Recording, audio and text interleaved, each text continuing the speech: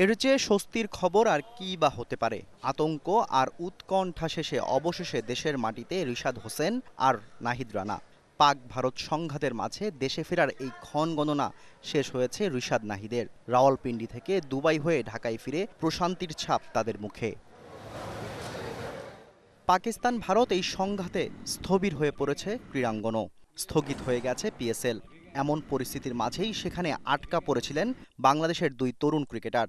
এমনকি রাওয়ালপিন্ডি থেকে পাকিস্তানের বিশেষ ফ্লাইট উড্ডয়নের মিনিট ২০ পর সেই বিমানবন্দরে হামলা করে ভারত। রিশাদ জানালেন সেই অভিজ্ঞতার কথাও।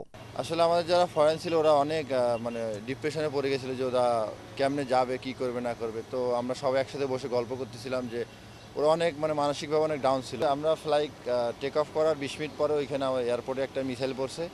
তো পড়ার পরে আমরা একটু মানে শক হয়ে গেছি যে হয়তো আল্লাহ ভালো চাইছে দেখে আমরা দেশে ফিরে আসছি, আলহামদুলিল্লাহ। এই দুই ক্রিকেটারের পরিবারও দুশ্চিন্তায় দিন কাটিয়েছেন। পাকিস্তানে থেকে বেশি ভয় পেয়েছেন নাহিদ রানা। সবাইকে সাহস দিয়েছেন রিশাদ। না, স্বাভাবিক না, জানে একটু ঘাবড়ে গেছে এবং একটু চুপচাপ ছিল। আমি চেষ্টা করছি যে ওকে কিভাবে মানে ওকে বলছি যে টেনশনে কিছু না, আমরা দুজন আছি, আল্লাহ তো আছে, সমস্যা নেই ইনশাআল্লাহ। তবে সব সংশয় এখন দূর হয়েছে। দুঃসময়ে যারা পাশে ছিলেন তাদের প্রতি কৃতজ্ঞতা জানিয়েছেন এই দুই cricketer.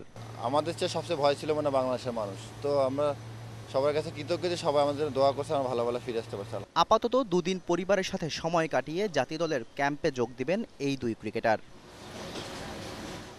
Shahriar Hossain, DBC news, Dhaka.